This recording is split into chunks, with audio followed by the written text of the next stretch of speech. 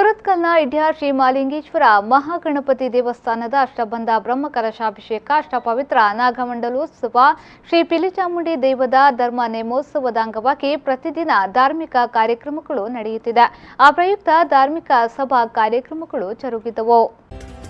ಹೊಸಪೇಟು ಶ್ರೀ ಮುಖ್ಯ ಪ್ರಾಣ ಮಠದ ವೇದಮೂರ್ತಿ ಎಚ್ ಮೋಹನ್ ದಾಸ್ ಅವರು ದೀಪ ಪ್ರಜ್ವಲನಗೊಳಿಸಿದರು.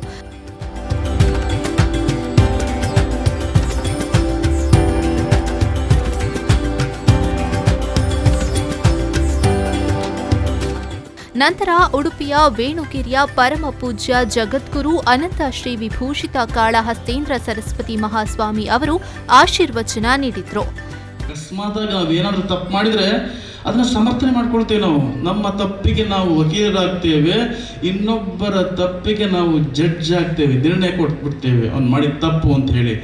ಅದೇ ತಪ್ಪು ನಾವು ಮಾಡಿದರೆ ಅದನ್ನು ಸರಿ ಅಂತ ಹೇಳಿ ಸಮರ್ಥನೆ ಮಾಡಿಕೊಳ್ಳೋ ಪ್ರಯತ್ನ ನಾವು ಮಾಡ್ತೇವೆ. ಅದು ಮಾಡುವುದು ಬೇಡ.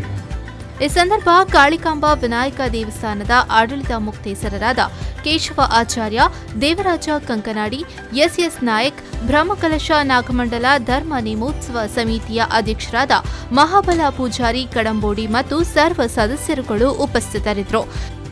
ಶರತ್ ಸಾಲ್ಯಾನ್, ವಿ4 ನ್ಯೂಸ್ 24/7 ಮಂಗಳೂರು.